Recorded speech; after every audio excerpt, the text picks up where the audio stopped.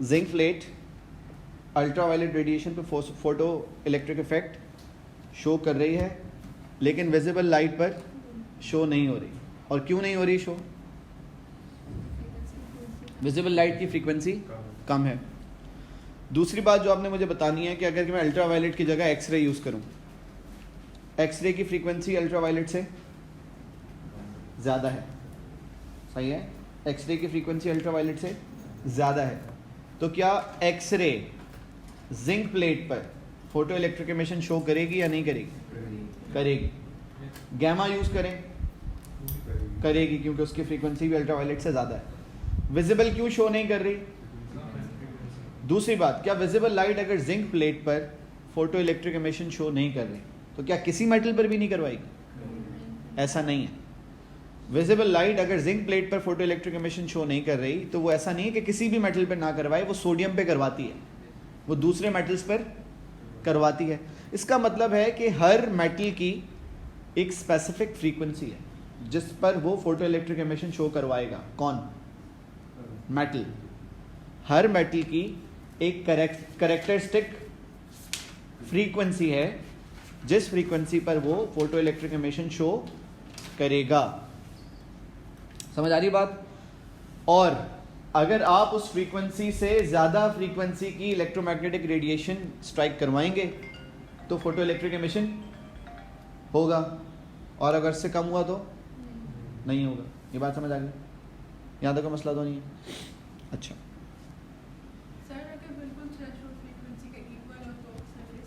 Yes, अभी वो हम आगे डिस्कस करेंगे थोड़ी देर में।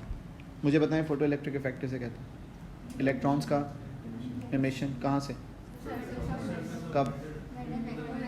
फोटो इलेक्ट्रिक एमिशन कब होती है? जब आने वाले रेडिएशन की फ्रीक्वेंसी मेटल की स्पेसिफिक फ्रीक्वेंसी, जिसको हम थ्रेशोल्ड फ्रीक्वेंसी कहते हैं, उससे ज़्यादा हो। और यही चीज़ हमने अगले में पढ़नी है। If photo electric emission takes place it does so instantaneously that there is no delay between illumination and emission. अगर फोटो इलेक्ट्रिक एमिशन होगा तो वो ऐसे होगा कि जैसे ही आप अल्ट्रावायलेट रेडिएशन या कोई भी इलेक्ट्रोमैग्नेटिक रेडिएशन शाइन करवाएंगे, इंसिडेंट करेंगे मेटल पर, वो फ़ौरन हो जाएगा। और अगर नहीं हुआ तो फिर कभी भी नहीं होगा। समझ आ रही बात? फोटो इलेक्ट्रिक एमिशन हमेशा इंस्टेंटेनियसली होता है। इंस्टेंटेनियसली का मतलब उसी वक्त, जैसे ही आप सोर्स ऑन करेंगे उसी वक्त लीफ, गोल्ड लीफ कोलैप्स कर जाएगा, उसका एंगल ख़त्म हो जाएगा, विच मीन्स इलेक्ट्रॉन एमिशन हो जाएगी। ठीक है? और अगर नहीं हुई तो फिर कभी भी नहीं होगी। ठीक है? दूसरी बात, photo electric emission only takes place if the frequency of incident radiation is above a certain frequency known as threshold frequency. और थ्रेशोल्ड फ्रीक्वेंसी के डेफिनेशन क्या लिखेंगे? Minimum frequency of electromagnetic radiation required to remove electron from surface of metal. फिर दूसरी बात क्या लिखिए? Different metals have different threshold frequencies. और इससे आप ये कह सकते हैं कि अगर विजिबल लाइट जिंक प्लेट पर फोटो इलेक्ट्रिक एमिशन शो नहीं कर रही, ठीक है, तो इसका मतलब ये है कि विजिबल लाइट की फ्रीक्वेंसी जिंक की थ्रेशोल्ड फ्रीक्वेंसी से कम है। तो इसका मतलब है विजिबल लाइट उस मेटल पर फोटो इलेक्ट्रिक एमिशन शो करेगी जिसकी थ्रेशोल्ड फ्रीक्वेंसी विजिबल लाइट की फ्रीक्वेंसी से कम होगी। ये बात समझ आ गई आप लोगों को? फिर है emission does not depend upon intensity of radiation. इसका मतलब ये है एमिशन इंटेंसिटी पर डिपेंड नहीं कर रही। अगर आप विजिबल लाइट की इंटेंसिटी बढ़ा दें, यूज जिंक प्लेट ही करें, तो एमिशन होगी? नहीं होगी। अगर आप विजिबल लाइट जो कि जिंक प्लेट पर फोटो इलेक्ट्रिक एमिशन शो नहीं कर रही, उसकी आप इंटेंसिटी बढ़ा दें, तो क्या उससे एमिशन पे कोई फर्क पड़ेगा? कोई फर्क नहीं पड़ेगा। लेकिन एमिशन पे कब फर्क पड़ेगा? जब आप उस इलेक्ट्रोमैग्नेटिक रेडिएशन की फ्रीक्वेंसी बढ़ाएं जिसकी फ्रीक्वेंसी थ्रेशोल्ड फ्रीक्वेंसी से ज़्यादा हो। इसका मतलब है अगर मैं जिंक प्लेट पर अल्ट्रावायलेट रेडिएशन की इंटेंसिटी बढ़ा दूं तो फर्क पड़ेगा? पड़ेगा। क्या फर्क पड़ेगा? इलेक्ट्रॉन्स ज़्यादा एमिट होंगे, और अभी हम इसको आगे डिस्कस करेंगे और डिटेल में। ठीक है? फिलहाल आपने जो इस एक्सपेरिमेंट की कंक्लूजन्स हैं वो पढ़ ली। फोटो इलेक्ट्रिक एमिशन को ऑब्जर्व करने से पहले साइंटिस्ट इलेक्ट्रोमैग्नेटिक रेडिएशन को वेव कंसिडर करते थे, सही है। और according to wave theory scientist का ये मानना था कि विजिबल लाइट जिंक प्लेट पर फोटो इलेक्ट्रिक एमिशन करवा सकती है। क्या कॉन्ट्रडिक्शन है कि साइंटिस्ट क्या समझते हैं इलेक्ट्रोमैग्नेटिक रेडिएशन को? वेव।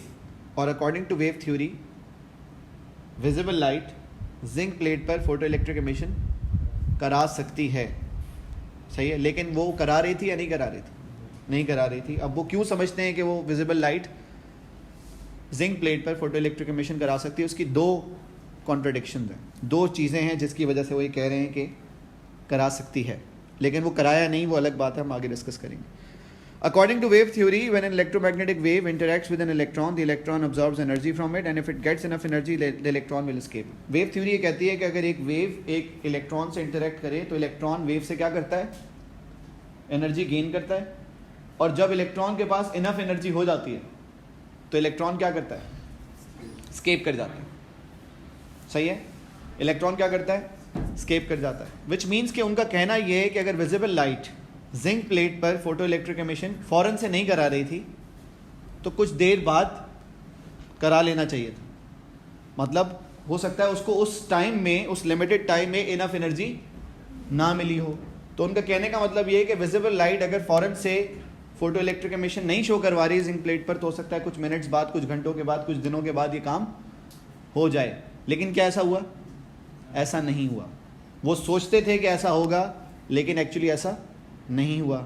दूसरी कॉन्ट्रडिक्शन ये है कि अकॉर्डिंग टू वेव थ्योरी अगर आप किसी इलेक्ट्रोमैग्नेटिक वेव की इंटेंसिटी बढ़ाएं तो इंटेंसिटी का मतलब होता है पावर अपॉन एरिया, और पावर अपॉन एरिया का मतलब है energy upon area upon time.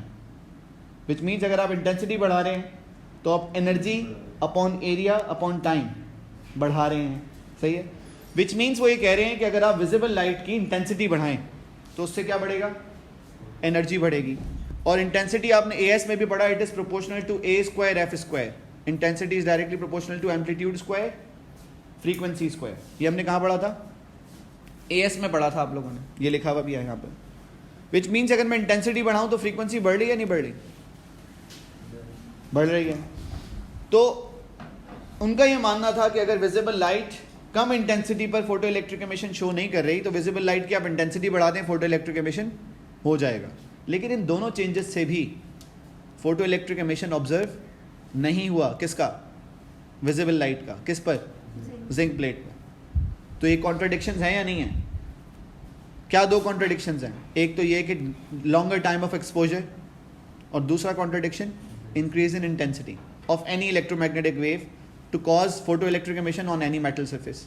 और लेकिन ये दोनों काम नहीं हो रहे थे। साइंटिस्ट इलेक्ट्रोमैग्नेटिक रेडिएशन को क्या समझ रहे थे?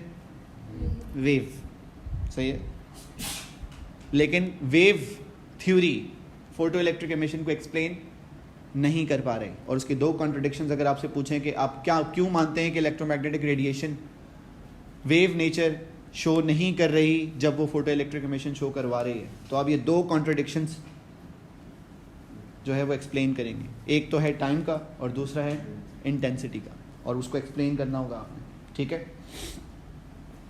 क्योंकि wave theory photo electric emission को एक्सप्लेन नहीं कर पा रही तो साइंटिस्ट ने एक नई थ्योरी जो है वो कंसिडर की, और उसका नाम था क्वांटम थ्योरी। सबसे पहले इस थ्योरी को मैक्स प्लांक ने प्रपोज किया, और उसने कहा कि हर इलेक्ट्रोमैग्नेटिक रेडिएशन में होते हैं एनर्जी पैकेट्स। क्या होते हैं? और वो होते हैं डिस्क्रीट। डिस्क्रीट का मतलब पता है आप लोगों को? डिस्क्रीट का मतलब होता है फिक्स्ड, मतलब होल नंबर्स में, कंटिन्यूस नहीं होते, ठीक है। वेव नेचर कंटिन्यूस नेचर को शो करती है, सही है। और इस वक्त वो वेव के तौर पे नहीं बता रहे उसको, वो कह रहे हैं electromagnetic radiations have particle nature, which means they have packets. जैसे तस्बीह में तस्बीह के दाने होते हैं, इसी तरह से वो कह रहे हैं कि वेव में एनर्जी पैकेट्स हैं। जिस तरह से एक तस्बीह में तस्बीह के दाने होते हैं, बीड्स होते हैं, तो वो हर एक बीड को क्या नाम दे रहे हैं? क्वांटा। किसने नाम दिया क्वांटा? मैक्स प्लांक ने। और उसने बोला हर एक क्वांटा में, हर एक एनर्जी पैकेट में एनर्जी अगर आप कैलकुलेट करना चाहते हैं एक एनर्जी पैकेट में, तो वो E = hf के बराबर। ये पूरी वेव की एनर्जी नहीं है। कितने की है? एक एनर्जी पैकेट, एक क्वांटा की एनर्जी, इसीलिए उसको वो क्या कह रहा है? डिस्क्रीट। मतलब अगर एक वेव है तो हो सकता है उसमें 10 हो, 10,000 हो, 10 मिलियन हो, डिस्क्रीट होंगे, कंटिन्यूस नहीं होंगे। ठीक है। साइंटिस्ट ने दूसरे, फिर आइंस्टाइन ने इसी कॉन्सेप्ट को आगे जो है वो कैरी फॉरवर्ड किया, लेकिन उसने उसका नाम क्वांटा की जगह रखा फोटोन। सही है। According to Einstein, when a photon interacts with an electron it transfers all its energy to electron. क्या कह रहा है आइंस्टाइन? जब एक फोटोन एक इलेक्ट्रॉन से इंटरेक्ट करता है, स्ट्राइक करता है उसको जाकर, तो वो फोटोन अपनी सारी एनर्जी किसको दे देता है? इलेक्ट्रॉन को दे देता है। फिर जब वो इलेक्ट्रॉन फोटोन से एनर्जी गेन करता है तो फिर वो इलेक्ट्रॉन क्या करता है? स्केप करता है या नहीं करता है? वो डिपेंडेंट है इस बात पर कि फोटोन के पास क्या इनफ एनर्जी थी कि वो इलेक्ट्रॉन को स्केप करा सके। A single photon can interact with single electron. एक फोटोन एक ही इलेक्ट्रॉन से इंटरेक्ट कर सकता है। तो इसका मतलब अगर 10 फोटॉन्स आए हैं तो ये सिर्फ 10 इलेक्ट्रॉन्स के साथ इंटरेक्ट कर सकते हैं, 11वें से नहीं कर सकते। सिमिलरली 9 से नहीं करेंगे। 10 फोटॉन्स हैं, 10 इलेक्ट्रॉन से इंटरेक्शन होगी। ठीक है। फिर क्या लिखा हुआ है? If the frequency of the incident radiation is less than the threshold frequency of the metal, then energy carried by each photon is insufficient for the electrons to escape from the surface of metal. ठीक है। इसका मतलब क्या है? अगर आने वाले photon की फ्रीक्वेंसी मेटल की थ्रेशोल्ड फ्रीक्वेंसी से कम है तो इसका मतलब है उस फोटोन के पास इनफ एनर्जी नहीं है कि वो उस इलेक्ट्रॉन को क्या करवाए? स्केप करवाए। तो फिर क्या होगा? वो इलेक्ट्रॉन एनर्जी तो गेन करेगा लेकिन स्केप नहीं करेगा। फिर वो इलेक्ट्रॉन उस एनर्जी का क्या करेगा? वो इलेक्ट्रॉन उस एनर्जी को गेन करके एटम से स्ट्राइक करेगा और फिर एटम की वाइब्रेशंस क्या होंगी? बढ़ेंगी। उससे मेटल का टेम्परेचर बढ़ेगा लेकिन फोटो इलेक्ट्रिक एमिशन नहीं होगा। इसका मतलब ये है कि अगर आप विजिबल लाइट को बहुत देर तक जिंक प्लेट पर शाइन करवाएं तो गोल्ड लीफ को तो कुछ नहीं होना, मतलब उसके एंगल को कुछ नहीं होना, इलेक्ट्रॉन एमिशन नहीं होनी, लेकिन जिंक प्लेट का टेम्परेचर बढ़ेगा। ये बात समझ आ रही है आप लोगों को? इसका मतलब ये है कि अगर आप इलेक्ट्रोमैग्नेटिक रेडिएशन जिसकी फ्रीक्वेंसी थ्रेशोल्ड फ्रीक्वेंसी से कम है तो उससे फोटो इलेक्ट्रिक एमिशन तो नहीं करा सकते। हाँ, मेटल का टेम्परेचर बढ़ता रहेगा और कुछ नहीं होगा। यहां तक मसला। Work function energy is the minimum amount of energy required by an electron to remove it from surface of metal with zero kinetic energy. Work function energy किसी भी मेटल के इलेक्ट्रॉन्स को कितनी मिनिमम अमाउंट ऑफ एनर्जी कितनी required है कि उसको electron को क्या करवाए? वहाँ से रिमूव करवाए। सही है। रिमूव करवाए का मतलब ये है कि सरफेस तक लाए, मतलब उसकी काइनेटिक एनर्जी कितनी हो? ज़ीरो। वो ब्रेक फ्री हो चुका हो, उसकी इलेक्ट्रोस्टैटिक फोर्सेज अब मेटल की उस पर अप्लाई नहीं हो रही हो। ठीक है। लेकिन सरफेस तक आ गया है। सरफेस पे कोई इलेक्ट्रॉन नहीं होता। इलेक्ट्रॉन एटॉमिक जो आपके पास फोर्सेस हैं, इलेक्ट्रोस्टैटिक फोर्सेस, उसकी वजह से बाउंड होता है, अराउंड न्यूक्लियस ऑर्बिट कर रहा होता है, सरफेस पे नहीं होता। सरफेस तक आने के लिए उसको क्या चाहिए होता है? एनर्जी। और उस एनर्जी को क्या कहते हैं? वर्क फंक्शन एनर्जी कहते हैं। उस वक्त उसके पास काइनेटिक एनर्जी कितनी होती है? जी। If frequency of incident radiation is equal to threshold frequency then electron just escapes the surface. Just escape का मतलब अभी भी क्या है? जीरो जो है वो।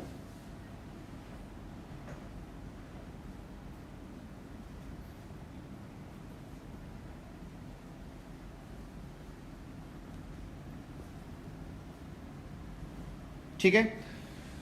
If radiation of frequency greater than threshold frequency, अगर आने वाले फोटोन की फ्रीक्वेंसी थ्रेशोल्ड फ्रीक्वेंसी से ज़्यादा है, जैसे कि मैं एग्जांपल दूं कि लेट से जिंक प्लेट की थ्रेशोल्ड फ्रीक्वेंसी वर्क फंक्शन है 1000 जूल। जिंक का वर्क फंक्शन है 1000 जूल। एक एग्जांपल दे रहा हूं। अगर आने वाले फोटोन के पास 1200 जूल एनर्जी है तो क्या होगा? 1000 जूल यूटिलाइज होगी वर्क फंक्शन में।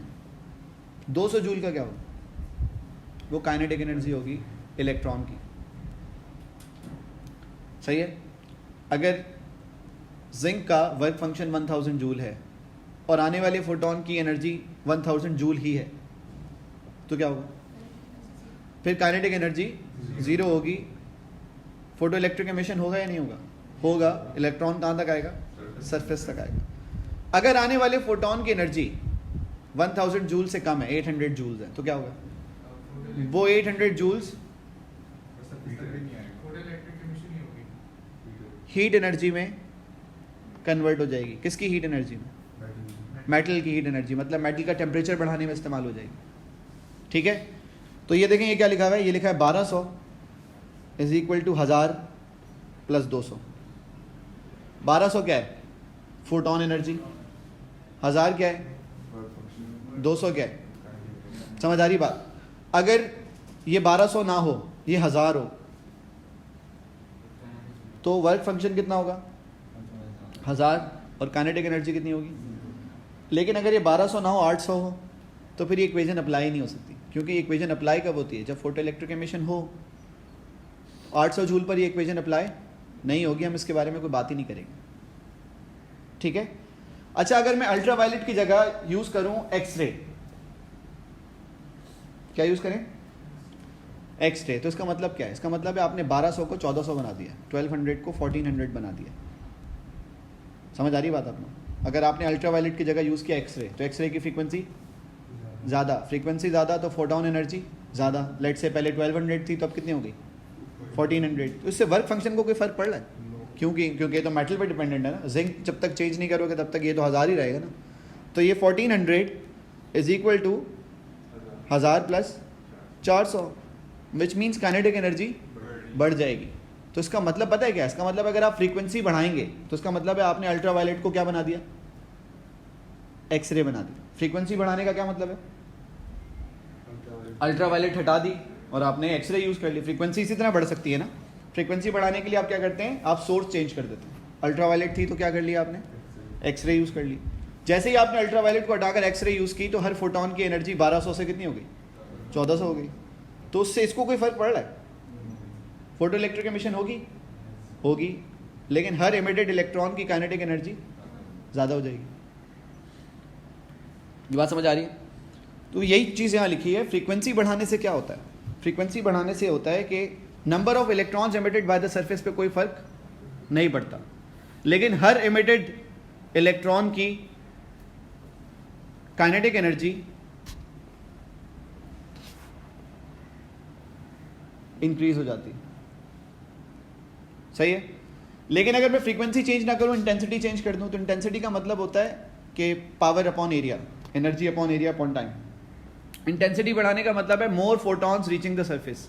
मतलब अब वेव चेंज नहीं की आपने, वेव अल्ट्रावायलेट ही है, लेकिन अल्ट्रावायलेट की इंटेंसिटी बढ़ाने का मतलब है अब अल्ट्रावायलेट के फोटॉन्स पर यूनिट टाइम ज़्यादा सरफेस तक पहुंच रहे हैं। तो उससे होगा क्या? एक फोटॉन एक इलेक्ट्रॉन से इंटरेक्ट करता है। अगर पर यूनिट टाइम ज़्यादा फोटॉन्स रीच कर रहे हैं सरफेस को, तो ज़्यादा इलेक्ट्रॉन्स एमिट होंगे सरफेस से, लेकिन हर इलेक्ट्रॉन की काइनेटिक एनर्जी सेम होगी। विच मीन्स अगर मैं इंटेंसिटी बढ़ा रहा हूँ तो number of electrons emitted by the surface increase हो रहे हैं, लेकिन उसमें काइनेटिक एनर्जी में कोई फर्क नहीं पड़ रहा। ठीक है। तो ये बात आपने याद रखनी है कि फ्रीक्वेंसी चेंज होती है तो क्या होता है, इंटेंसिटी चेंज होती है तो क्या होता है। वेव नेचर है डिफ्रैक्शन, सही है, और पार्टिकल नेचर है फोटो इलेक्ट्रिक इफेक्ट। इलेक्ट्रॉन है पार्टिकल, ठीक है। इलेक्ट्रॉन को डिफ्रैक्शन शो नहीं करना चाहिए। एक्सरे है वेव। इलेक्ट्रोमैग्नेटिक रेडिएशन को हम क्या कंसिडर करते हैं? वेव। उसको डिफ्रैक्शन शो करनी चाहिए या नहीं करनी चाहिए? ये एक्सरे का डिफ्रैक्शन पैटर्न है जब आपने उसको मेटल फॉयल से पास करवाया। ये इलेक्ट्रॉन का डिफ्रैक्शन पैटर्न है जब आपने उसको ग्रेफाइट फिल्म से पास करवाया। तो इलेक्ट्रॉन अगर डिफ्रैक्शन पैटर्न शो कर रहे हैं तो क्या इसको हम ये कह सकते हैं कि particle can behave like wave too. और अगर डिफ्रैक्शन हो रही है तो इसका मतलब है कि जो भी स्लिट सेपरेशन है वो वेवलेंथ के बराबर है। ग्रेफाइट में एटॉमिक सेपरेशन एक्सपोनेंट -10 मीटर होती है। इसका मतलब है इलेक्ट्रॉन की वेवलेंथ एक्सपोनेंट -10 मीटर के ऑर्डर में है। इस वेवलेंथ को कहते हैं वेवलेंथ ऑफ मूविंग पार्टिकल, और इसको कहते हैं de Broglie wavelength. De Broglie wavelength में लैम्डा क्या है? Wavelength of moving particle. h is Planck's constant and p is the momentum of the particle. ठीक है। याद रखना कि ये जो फॉर्मूला है lambda equals to H upon P, ये फोटोन की वेवलेंथ नहीं है, ये पार्टिकल की वेवलेंथ है, सही है, विच मीन्स जिसका एक सिग्निफिकेंट मास हो। इलेक्ट्रॉन पर अप्लाई कर सकते हैं, इस इक्वेशन को फोटोन पे अप्लाई नहीं करेंगे। इसी तरह से E is equal to H F में, जो equation E is equal to H F है, उसमें E एनर्जी फोटोन की है, इलेक्ट्रॉन की नहीं है। पार्टिकल पे अप्लाई नहीं करना उस फॉर्मूले को, ये फॉर्मूला अप्लाई होगा पार्टिकल पर, और वो formula E is equal to H F, और F की जगह पर अगर हम C अपॉन लैम्डा लिख दें तो हो जाएगा HC अपॉन लैम्डा। वो अप्लाई किस पे होगा? वो फोटोन पे अप्लाई होगा।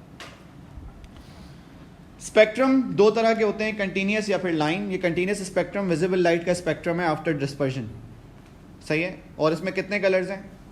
कंटिन्यूस कलर्स हैं वैसे 7 है, फ्रॉम रेड टू वायलेट। हर कलर की अपनी वेवलेंथ होती है। क्या मैं हर कलर को फोटोन कह सकता हूँ?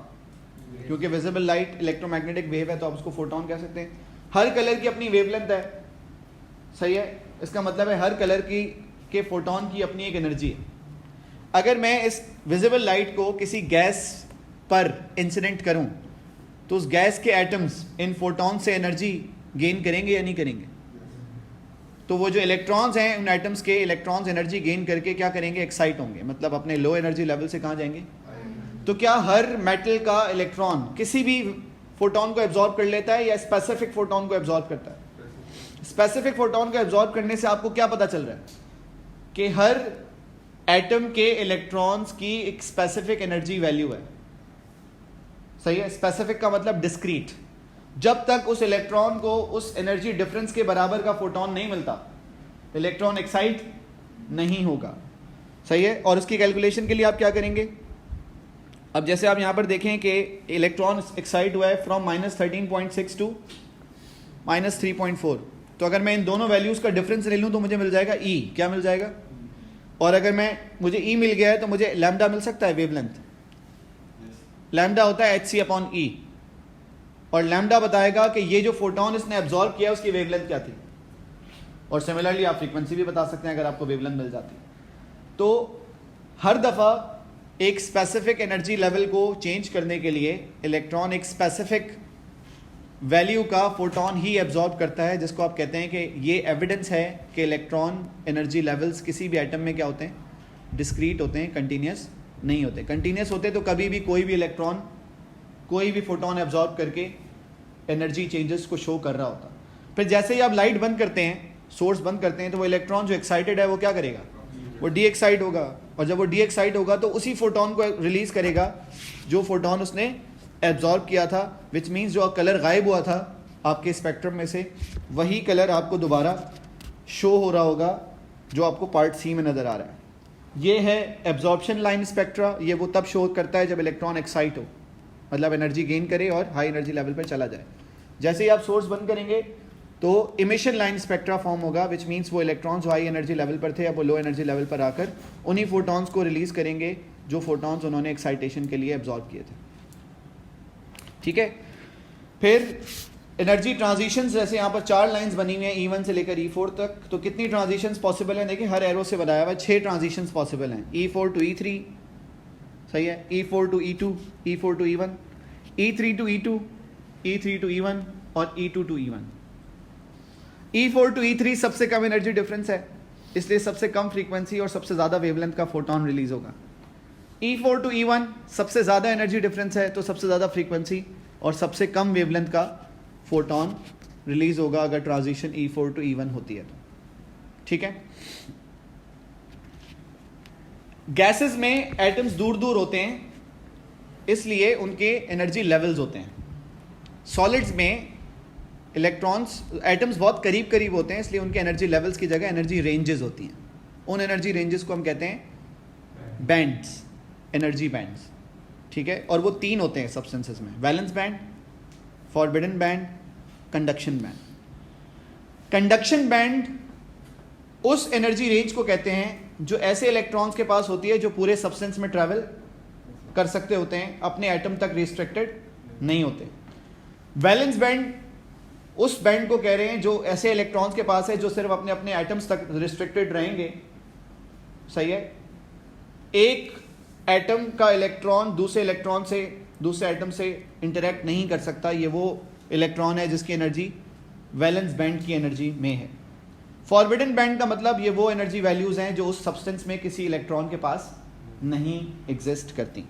अब अगर आप बात करेंगे सेमीकंडक्टर्स की और 0 केल्विन पर बात करें तो 0 केल्विन पर तमाम इलेक्ट्रॉन्स वैलेंस बैंड में होते हैं। वैलेंस बैंड का मतलब उन इलेक्ट्रॉन्स के पास इतनी एनर्जी है कि वो सिर्फ और सिर्फ अपने अपने एटम्स के साथ इंटरेक्ट कर सकें, दूसरे एटम्स के साथ इंटरेक्ट नहीं कर सकते, मूव नहीं कर सकते। कंडक्शन बैंड खाली है, विच मीन्स कोई इलेक्ट्रॉन इतना एनर्जेटिक नहीं है कि सब्सटेंस में फ्लो करे। फॉरबिडन बैंड की विड्थ 1 इलेक्ट्रॉन वोल्ट है, जो कि बहुत कम है।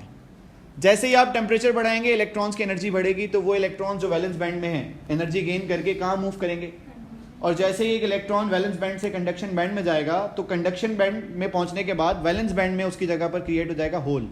ये बिल्कुल ऐसे है जैसे आप में से कोई एक स्टूडेंट क्लास से बाहर चला जाए तो आपकी जो चेयर है वो क्या हो जाएगी, खाली हो जाएगी। विच मीन जो स्टूडेंट्स अब क्लास में हैं अब उनके पास ऑप्शन है कि वो आपकी चेयर पे आके बैठ सकें और अपनी चेयर को खाली छोड़ दें।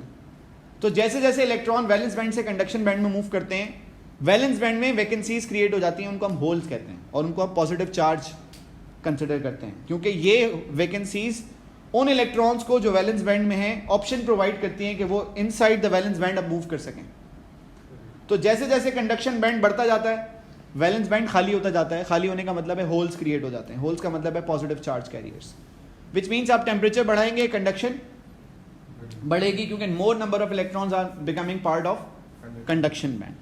तो सेमीकंडक्टर्स का मतलब थर्मिस्टर या एलडीआर दोनों का जब आप टेम्परेचर बढ़ाते हैं या उस पर लाइट इंसिडेंट करते हैं तो उनका टेम्परेचर बढ़ने से या लाइट इंटेंसिटी बढ़ने से रेजिस्टेंस क्या होती है, कम होती है, क्योंकि more electrons are now becoming part of conduction band and more holes are created in valence band, और इनका फॉरबिडन बैंड की विड्थ बहुत ज़्यादा नहीं होती। लेकिन जब हम बात करते हैं मेटल की तो उसमें फॉरबिडन बैंड नहीं होता। इसमें टेम्परेचर बढ़ाने से number of electrons conduction band का पार्ट नहीं बनते, वो ऑलरेडी कंडक्शन बैंड में होते हैं। तो इससे होता ये है कि इलेक्ट्रॉन्स की atomic vibrations, lattice vibrations increase करने मतलब इलेक्ट्रॉन्स जाकर कोलाइड करते हैं एटम्स के साथ, जिसकी वजह से लैटिस वाइब्रेशंस इंक्रीज होती हैं और लैटिस वाइब्रेशंस इंक्रीज होने से इलेक्ट्रॉन्स की कोलिजन्स बढ़ती हैं मजीद।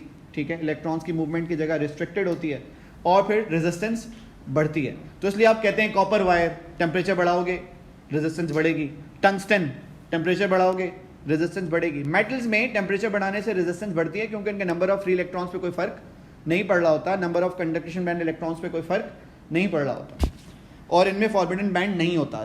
इसका मतलब ये है कि आप इसमें इलेक्ट्रॉन्स कंडक्शन बैंड में इंक्रीज नहीं कर रहे होते, आप टेम्परेचर बढ़ाने से इलेक्ट्रॉन्स की collision with the atoms their lattice vibrations increase कर रहे होते हैं। इंसुलेटर्स में वैलेंस बैंड पूरा फुली ऑक्यूपाइड है, कंडक्शन बैंड खाली है और फॉरबिडन बैंड की विड्थ बहुत ज़्यादा है, विच मीन्स आप कितना भी टेम्परेचर बढ़ा लें, वुड की बात हो रही है, कितना भी टेम्परेचर बढ़ा लें कंडक्शन नहीं होगी, क्योंकि फॉरबिडन बैंड की विड्थ बहुत ज़्यादा है। इलेक्ट्रॉन्स को वैलेंस बैंड से कंडक्शन बैंड आप मूव करा ही नहीं सकते बाय इंक्रीजिंग टेम्परेचर, तो इसलिए वुड हमेशा इंसुलेटर ही रहती है, उससे कोई फर्क नहीं पड़ता आप उसका टेम्परेचर कुछ भी कर लें। Light dependent resistor, more photons absorb by the electrons in valence band, more electrons becoming part of conduction band, more conduction less resistance, same phenomena अब यहाँ पर होगा। और ये हर दफ़ा आपको इस तरह का सवाल आता है कि जो सीधी सीधी बात है आपने लिखनी होती है। ठीक है, यहाँ पर आपका क्वांटम फिजिक्स जो है वो, हाँ पेपर में जो आया था वो ये था, सेमीकंडक्टर्स का था, ये था। ठीक है, अब क्वेश्चंस कर रहे हैं कुछ, मैं आपको कुछ क्वेश्चंस बता देता हूँ।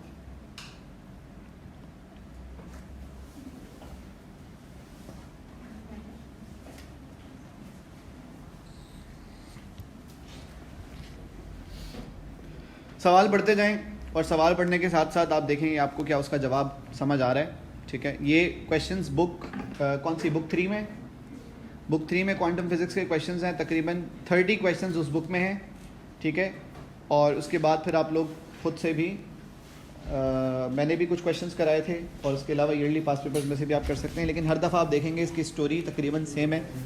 क्वांटम फिजिक्स एक स्कोरिंग टॉपिक है, इसमें मुश्किल होता है कि मार्क्स आपके डिडक्ट हों क्योंकि हर दफ़ा तकरीबन सेम क्वेश्चंस रिपीट हो रहे हो। ठीक है, तो इसको बिल्कुल भी नहीं छोड़िएगा। ये भी हो गया, या एटॉमिक फिजिक्स हो गया जो हम करेंगे कल। तो ये दोनों टॉपिक्स ऐसे हैं जिनके क्वेश्चंस आप आसानी से कंप्लीट कर सकेंगे, ये स्कोरिंग टॉपिक्स हैं। और हम नेक्स्ट वीक में जो टॉपिक पढ़ेंगे वो है मेडिकल इमेजिंग। ठीक है, और उसको हमने 2 दिन में कंप्लीट करना है, मेडिकल इमेजिंग को भी।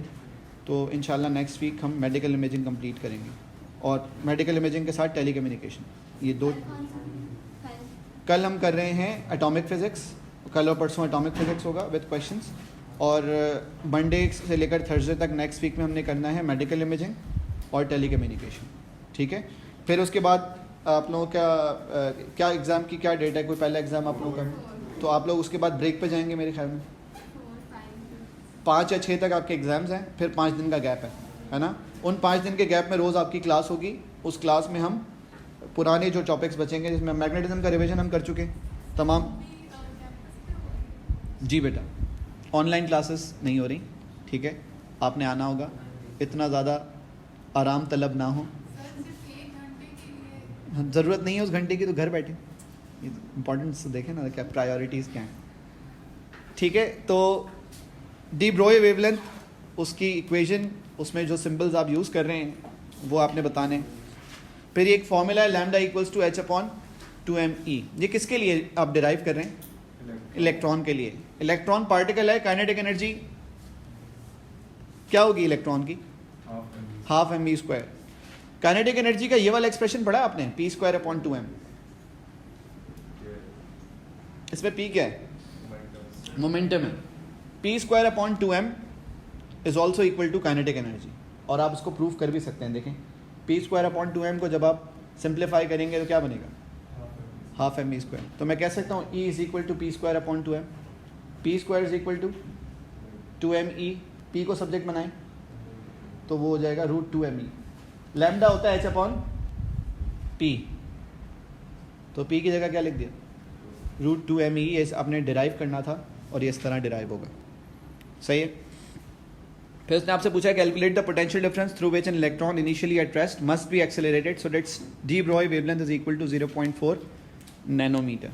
एनर्जी का फॉर्मूला होता है, अगर एक्सेलरेटेड लिखा हुआ है, पोटेंशियल डिफरेंस लिखा हुआ है, तो क्या फॉर्मूला होगा? VQ। और इसी एनर्जी में फिर इससे आपने निकाल लिया अगर V, तो V होगा E/Q। E कैसे निकालेंगे? E के लिए आप वो पुरानी वाली इक्वेशन यूज़ कर सकते हैं, ठीक है, ये वाली इक्वेशन। अगर मैं इसमें से E को सब्जेक्ट बनाऊंगा तो यहाँ से इक्वेशन को बना सकते हैं, E को सब्जेक्ट, ठीक है। E आपने कैलकुलेट किया है, वो कितना आ रहा है? 1.51 एक्सपोनेंट -18, ये आ गया एनर्जी, काइनेटिक एनर्जी, सही। और उसको डिवाइड कर दिया किससे? चार्ज से, तो आपको क्या मिल गया है? Potential difference. यस बेटा, इलेक्ट्रॉन का मास गिवन होता है, और वो होता है 9.11 एक्सपोनेंट -31 kg। आप लोग एक काम अब ये करें कि ईयरली पास पेपर्स जो कर रहे हैं, आप एक टाइम बनाकर 2 घंटे का पेपर पूरा सॉल्व करें, ताकि आपको पता चले कि एग्ज़ाम का माहौल कैसा होगा आपके लिए, सही है। कोई भी एक पेपर रैंडमली सिलेक्ट करें, टाइमर सेट करें और पेपर सॉल्व करें पूरा, मॉक्स लें अपना, ठीक है। मॉक्स अगर आपने नहीं दिए तो ये बिल्कुल पहली मरतबा आपके साथ होगा 11 तारीख को, और फिर आप रिग्रेट करेंगे कि मैं काश पहली मरतबा देख लेता कि पेपर देना कैसे। उसमें ऐसा भी होता है, जो पहला मॉक दे रहा होता है ना स्टूडेंट, जिनके मार्क्स वैसे 70-80 आ रहे होते हैं, वो पहले मॉक में ही बहुत कम मार्क्स स्कोर कर रहे होते हैं, क्योंकि उन्होंने उसको एक तरह से फील नहीं किया होता एग्जामिनेशन हॉल के माहौल को, ठीक है। तो ज़रूर कर लीजिएगा। Parallel beam of electrons all traveling at the same speed is incident normally on a carbon film. The scattering of the electrons by the film is observed on a fluorescent screen as illustrated in figure 7.1. Beam of electrons दी हुई है, carbon film है, carbon को graphite कह सकते हैं। सामने क्या है? फ्लोरेसेंट स्क्रीन है। वो क्या बोल रहा है? अगर ये पार्टिकल्स होते, अगर इलेक्ट्रॉन्स पार्टिकल्स के तौर पे बिहेव करते, तो साइंटिस्ट ने क्या प्रेडिक्ट किया था? स्क्रीन पर क्या नज़र आना था? Electron beam would be seen as dots in a uniformly distributed pattern. लेकिन एक्चुअली इलेक्ट्रॉन्स ने शो क्या किया? ऑब्जर्व करना क्या था उन्होंने? पैटर्न कुछ ऐसा नज़र आना चाहिए था, लेकिन एक्चुअली पैटर्न जो नज़र आया वो कैसा था? वो कंसेंट्रिक सर्कल्स थे, विच मीन्स इलेक्ट्रॉन ने डिफ्रैक्शन पैटर्न शो किया इंस्टेड ऑफ शोइंग डॉट्स या फिर यूनिफॉर्मली डिस्ट्रीब्यूटेड पैटर्न। तो इलेक्ट्रॉन ने अपने आप को क्या शो किया इस दफ़ा? वेव नेचर शो की। Diffraction pattern would be observe with rings with equal separation as in wave fronts of circular wave। अगर हम स्पीड बढ़ाएंगे तो मोमेंटम और मोमेंटम बढ़ेगा तो वेवलेंथ कम होगी, lambda equals to H upon P. और अगर वेवलेंथ कम होगी तो ये कॉन्सेंट्रिक सर्कल्स करीब करीब आ जाएंगे, इनके जो वेव फ्रंट्स के बिटवीन सेपरेशन है वो क्या हो जाएगी, कम हो जाएगा। डायमीटर कम किसका होगा, वो तो वेव बने जा रही है, सेपरेशन बोलेंगे, wave distance between the two wave fronts, separation between wave fronts वो कम हो जाएंगी। डायमीटर नहीं लिख सकते आप, क्योंकि आप जब उसके लिए बनाएंगे 4, 5, 10 तो हो सकता है उसका 10वां इसके तीसरे के बराबर हो। ठीक है, फोटोन किसे कहते हैं? अच्छा, इसकी 3 नंबर तक की मैक्सिमम डेफिनेशन आती है। तो आप ये सेम काम है कैपेसिटेंस में भी। कैपेसिटेंस की भी डेफिनेशन कभी 3 नंबर की आती है, कभी 1 नंबर की आती है। तो आप याद करें पूरी, ताकि आप मार्क्स को देखते हुए जब डेफिनेशन आए तो लिखें। अब डेफिनेशन है discrete packet of energy in electromagnetic radiation given by E is equal to HF in joules। हाँ, देखो यहाँ पर हमने सिर्फ क्या बताया, discrete packet of energy in electromagnetic radiation. और आपको क्या पता है इसके बारे में, कैलकुलेट कैसे करते हैं? E is equal to HF से। फिर जो आंसर आता है वो किस में होता है? अच्छा, आपको बाकी कन्वर्जन आती है वो इलेक्ट्रॉन वोल्ट वाली? एक इलेक्ट्रॉन वोल्ट में कितने जूल्स होते हैं? वेरी गुड, एक मेगा इलेक्ट्रॉन में -13 हो जाएंगे। ठीक है, फिर उसने क्या पूछा आपसे, वेवलेंथ दी हुई है और आपने प्रूफ करना है कि उसकी एनर्जी ये है। तो E is equal to HF, E is equal to HC upon lambda. सही है। C की वैल्यू कितनी होती है? 3 एक्सपोनेंट 8। H की वैल्यू आपको गिवन होगी, C की वैल्यू भी गिवन होती है। H की वैल्यू है 6.63 एक्सपोनेंट -34 जूल्स सेकेंड। फिर आपने रेशियो लेना है किसका? एनर्जी का रेशियो लेना है। तो इसमें मुझे बताएं, HC तो कांस्टेंट है ना दोनों में, तो 1 upon lambda divided by 1 upon lambda हो जाएगा।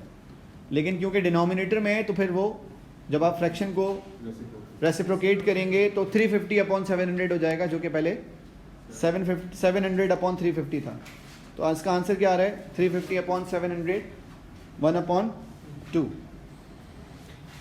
ये क्वेश्चन अच्छा है, हर दफ़ा कुछ इस तरह के क्वेश्चन आएंगे। वर्क फंक्शन दिए हुए और मेटल्स दिए हुए हैं।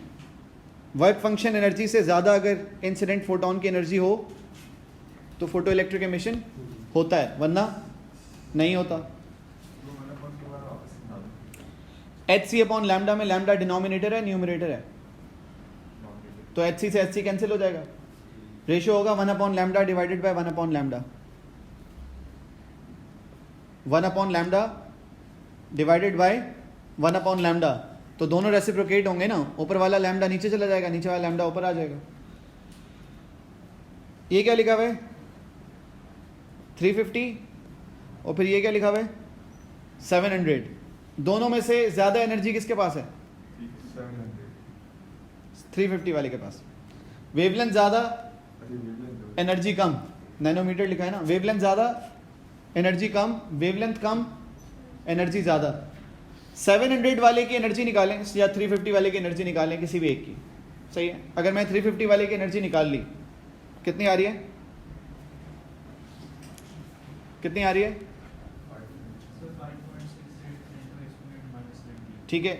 और इसको मैं इलेक्ट्रॉन वोल्ट में कन्वर्ट कर लूँ, कैसे कन्वर्ट करेंगे? इसको डिवाइड कर देंगे 1.6 एक्सपोनेंट -19 से।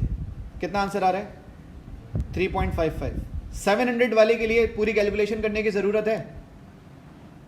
नहीं है, पता चल जाएगा, डायरेक्टली हाफ कर देंगे क्योंकि उसकी वेवलेंथ डबल है ना, तो एनर्जी क्या होगी? हाफ हो जाएगी। कितनी एनर्जी है उसकी? उसको आप इससे डिवाइड कर लें, आ जाएगा 1.7 इलेक्ट्रॉन वोल्ट आ रहा है। इसकी 3.55 थी तो इसकी 1.7 इलेक्ट्रॉन वोल्ट्स होगी। अब मुझे बताएं 3.55 और 1.7 इनको देखकर यहाँ से 3.55 और 1.7, 1.7 फोटो इलेक्ट्रिक एमिशन करा सकता है? नहीं करा सकता, क्योंकि किसी भी मेटल का वर्क फंक्शन 1.7 से कम नहीं है। क्या 3.55 वाला करा सकता है? करा सकता है। मैग्नीशियम नहीं हो सकता। क्यों नहीं हो सकता? मैग्नीशियम की 3.55 से ज़्यादा आ रही है, 3.68 आ रही है। पोटेशियम की कितनी आ रही है? तो 350 और 700 में से कौन सी electromagnetic radiation photo electric emission show करेगी? 350 किस पर, ये सवाल है उसका। समझ आ रही है बात? कौन सी शो करेगी और किस मेटल पर शो करेगी, और कौन सी शो नहीं करेगी और क्यों नहीं करेगी, वो भी आपने बताना है। कितने मार्क्स का था ये? 3 से 4 मार्क का क्वेश्चन होता है और ज़्यादातर ये क्वेश्चन आता है।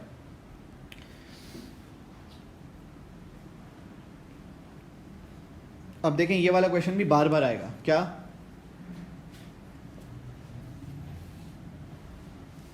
Particulate nature, electromagnetic radiation of any frequency may give rise to photoelectric emission if the time of exposure is long enough. Wave theory contradictions लिख रहे हैं, जो स्किप किया है वो नहीं करना, ठीक है।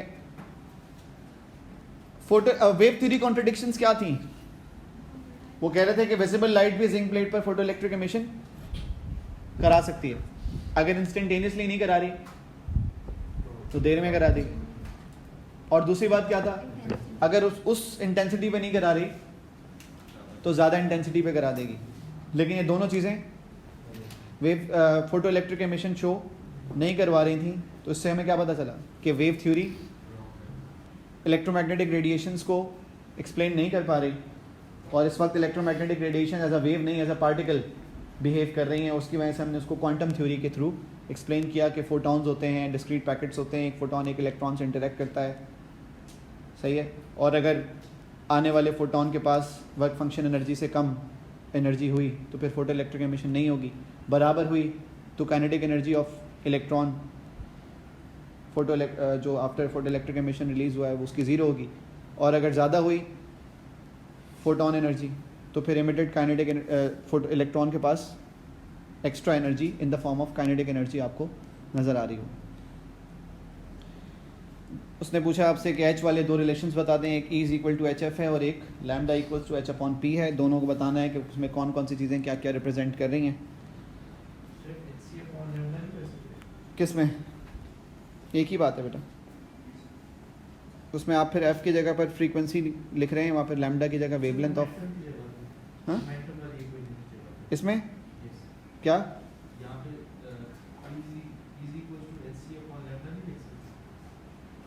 P = Hc/λ, तो ये नहीं लिखी हुई, यही इक्वेशन 2 दफ़ा लिख दें हम, एग्जामिनर को बेवकूफ़ बना दें।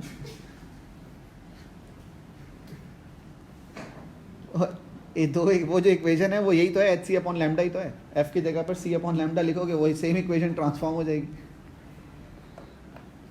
अच्छा जी, ये वाली बात दोबारा रिपीट हुई है, सही है।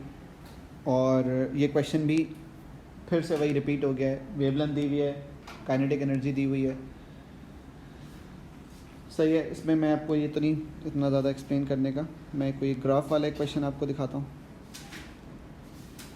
ये देखें, ग्राफ वाला क्वेश्चन है। वर्क फंक्शन उसने आपसे पूछा, आपने बता दिया कि minimum amount of energy required by electron to remove it from the surface of metal with zero kinetic energy.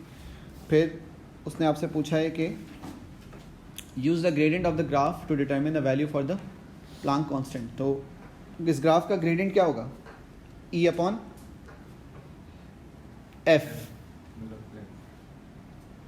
इस पर मुझे बताएं कि E/F से आपने वैल्यूज जो निकाली हैं, E = HF होता है, तो E/F से आपको क्या मिल जाएगा? H मिल जाएगा। उसकी वैल्यू तकरीबन वही आ रही होगी जो कांस्टेंट की वैल्यू है, ठीक है। फिर उसने आपसे क्या बोला है कि the sodium metal in B has a work function energy of 2.4 electron volts. Work function का मतलब पता है? काइनेटिक एनर्जी कितनी? 0। The sodium is replaced by calcium which has work function energy of 2.9। Work function बढ़ गया है तो kinetic energy की वैल्यू तो दोनों में 0 ही होगी ना, लेकिन F की वैल्यू क्या होगी? बढ़ जाएगी। कैसे करेंगे? देखिए, मैंने कैलकुलेशन शो की हुई है, करनी नहीं थी, आपने सिर्फ लाइन बनानी थी। 2.9 इलेक्ट्रॉन वोल्ट को पहले आप कन्वर्ट करेंगे जूल्स में, और फिर उसको डिवाइड कर देंगे प्लांक्स कांस्टेंट से, तो आपको क्या मिल जाएगा? फ्रीक्वेंसी कितनी आ रही है? 7 exponent 14। इसका मतलब है आप जो लाइन बनाएंगे वो कहाँ से बनेगी? 7 एक्सपोनेंट 14 से बनेगी। पहले वो लाइन कहाँ से बन रही थी? 5.6 से बन रही, ठीक है। और 5.6 कैसे था? 5.6 अगर आप यहाँ पर इसको यूज़ करते 2.4 को, तो आपको वो वही वैल्यू मिलती जो वहाँ पर उसके लिए ग्राफ में बनी हुई है, ठीक है। और हमेशा ये लाइन स्ट्रेट लाइन होगी और इसका इंटरसेप्ट होगा, जीरो इंटरसेप्ट नहीं होता इसका। हाँ, मतलब एक्स एक्सिस पे इसका इंटरसेप्ट होगा। फिर ये वही सेम क्वेश्चन है, सही है, जिसमें आपको फिर रिलेट करना है। फिर मैं एक और अलग तरीके का ये वाले जो क्वेश्चन हैं से बता देता हूँ। अच्छा, इसमें याद रखिएगा, इसमें एरो का मार्क होता है कि एरो अपवर्ड्स बनेगा या एरो डाउनवर्ड्स बनेगा। एरो डाउनवर्ड का मतलब है इलेक्ट्रॉन ने एनर्जी लूज की है। लाइंस कैसी बनेंगी? एब्जॉर्प्शन या एमिशन? एमिशन वाला अगर ग्राफ है, एमिशन की बात हो रही है तो लाइन बनेगी डाउनवर्ड, और अगर एब्जॉर्प्शन की बात हो रही है तो लाइन बनेगी अपवर्ड्स। एब्जॉर्प्शन का मतलब है इलेक्ट्रॉन ने एनर्जी गेन करके हाई एनर्जी लेवल पे अपने आप को मूव किया है, और एमिशन का मतलब है कि इलेक्ट्रॉन ने एनर्जी लूज की है और हाई एनर्जी से लो एनर्जी अपने आप को मूव किया है। अच्छा, अगर अब आप इसमें पूछ रहे हैं कि draw and mark with the letter L the transition give rise to the wavelength of 4 exponent -6। 4 exponent -6 को आप कन्वर्ट कर सकते हैं एनर्जी में, और उस एनर्जी को इलेक्ट्रॉन वोल्ट में कन्वर्ट कर सकते हैं। इलेक्ट्रॉन वोल्ट अगर आपके पास आ जाते हैं तो उस इलेक्ट्रॉन वोल्ट का जितना भी डिफरेंस आ रहा है और वो जो दो एनर्जी लेवल्स के बीच में है, उधर एरो बनेगा। सर, तो इस सवाल में उन्होंने क्लियरली बताया कि प्रेशर और एब्जॉर्प्शन, देखो इन्होंने ये बताया the longest wavelength produced as a result of electrons transition between two of the energy levels shown in figure 7.1 4 exponent -6। Draw and mark with the letter L the transition giving rise to the wavelength. इसका मतलब है वो electron, वो photon release हो रहा है, emit हो रहा है। लॉन्गेस्ट वेवलेंथ का मतलब क्या है? Shortest energy, which means shortest frequency. तो वो ये रहा। इसी तरह से अगर मैं आपसे बोलूं कि शॉर्टेस्ट वेवलेंथ तो लॉन्गेस्ट फ्रीक्वेंसी लॉन्गेस्ट एनर्जी, तो वो क्या बनेगा? वो एस बनेगा, ठीक है। और इसके अलावा अगर ये वैल्यूज नहीं भी दी होती तो भी आप क्या कर सकते थे? इसको कन्वर्ट कर सकते हैं आप लोग एनर्जी में। E is equal to hc upon lambda. Answer जो आएगा वो आएगा जूल्स में, उसको कन्वर्ट करेंगे इलेक्ट्रॉन वोल्ट में। कैसे? 1.6 एक्सपोनेंट -19 से डिवाइड करके। इन दोनों का डिफरेंस बताएं मुझे कितना आ रहा है?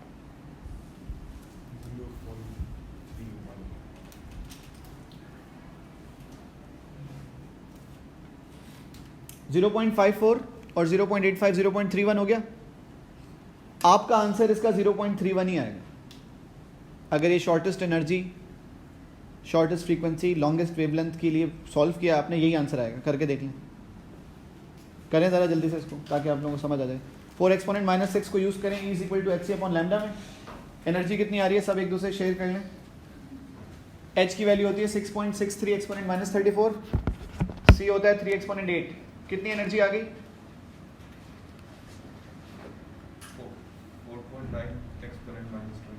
4.9 एक्सपोनेंट -20। अब इसको डिवाइड कर दें किससे? 1.6 एक्सपोनेंट -19 से। क्या आंसर आ रहा है? 0.31 आ रहा है। तो कभी ऐसा भी होगा, वो ये नहीं बताएगा लॉन्गेस्ट और शॉर्टेस्ट, वो क्या कहेगा? वो कहेगा ये वेवलेंथ है, आप एरो बनाएं खुद ही से। तो बना लेंगे। इसका एक क्वेश्चन दिखाऊं आपको।